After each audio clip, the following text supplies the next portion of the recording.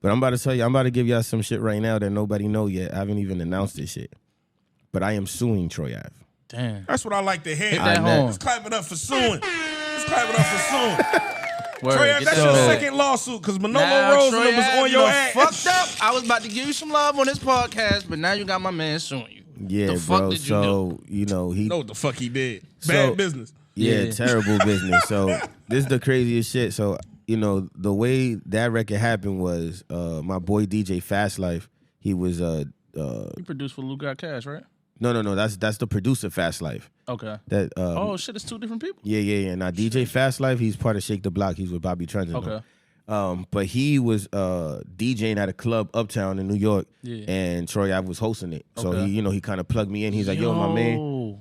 After you tell the story, I'm gonna tell another story. Yeah. So Troy Ave is there. So he goes up to Troy. You know, they're talking and shit. And he's like, "Yo, my man makes beats. Da da da. Like, you know, give me your email so I could send you one of his packs." So he texts me. He's like, "Yo, I just met Troy Ave. Blah.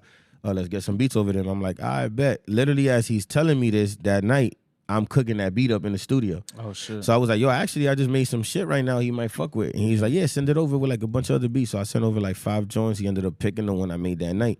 So they cut the record. He sends it back to us. Shit hard. I'm like, oh, this is fire. He's like, he texts my man Fast, like, yeah, yo, tell your producer, like, this might be the single. Like, we think we got the single. The whole project is done. I remember we solidifying it. So we send over the paperwork to get the paperwork done. And the same day that I sent to get the paperwork done is when he got shot at Irving Plaza. Oh, damn. He went to, so I sent the paperwork earlier that day. I was actually supposed to go there to link him. So he had invited all of us, like, yo, pull up. Yeah. T.I.'s doing a show. I'm going to be there, right? So I ended up not going. My daughter had a fever that day, so I couldn't do anything. Which is crazy, because I would have been backstage doing that shit. You feel me? The whole shit goes on bye with the whole case. He ends up getting shot.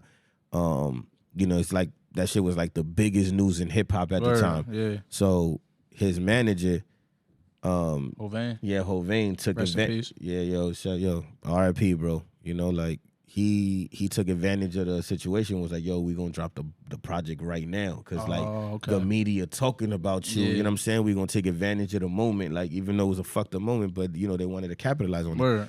So they didn't end up dropping the project. They just dropped that one song. It happened to be Chuck Norris. Shit started going crazy. New York radio picked it up. Funk Flex, Camilla, everybody. This shit started booming. You know, and it's dope. Like, my name all over this shit. I'm like, all right, like, it's giving me the clout, but the paperwork was never done. But at this time, he had got locked up, so he wasn't. You know, he was injured because he was shot, but he was inside. So when all that shit happened, it started up like a bunch of like inner beef. So Hovain ended up getting fired or some shit, and like him and Troy Ave weren't working anymore. So now I had to find other ways to get to Troy, because I couldn't. You know, Hovain was like, yeah, I'm not working with him no more. So that shit happened, and then it just became like, then I started dealing with lawyers, and then that lawyer was like, yeah, I don't deal with him no more. He got another lawyer now, and his team kept switching around. So, bro, it's been years. Yeah. It's been years. I haven't been able to get in contact with him. Then I had hit him through the DM one time on Instagram. I was like, yo, let's get the paperwork done. You feel me? I want to get this record going. And, you know, like, shit just never got done, bro. It was always something, you feel me? And I'm tired, bro. It's been like, that record came out like almost 7 years ago, bro. And I haven't seen a dime for that record. And I feel like it's fucked up, because it's like, you know, take care of your artists. Y'all got to take care of your producers, bro. Like, this is, you know. Take care of that business. You know what I'm saying? Let's do business right, especially when you out here winning, and especially when it's a record so important and influential to your careir. Yeah. Feel me? It was a big record. Like, people love that record from Troy. It was so big that the beat actually, so I recently, this just happened. The beat got put on the list as one of the like best freestyle beats in hip hop like history. Oh shit! So you know that was dope. And you know, when you go online, you know everybody's rapped on that beat. That's just like a easy ass beat to just spit over. Anybody can put bars on that shit. So it's one of them freestyle joints.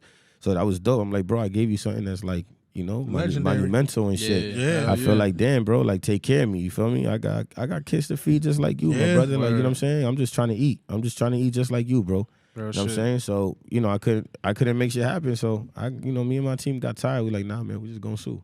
Like, fuck it. You know, we try to be nice about it. So like, now we gonna take this shit to court. And you're gonna have to pay. You know what I'm saying? So it is what it is.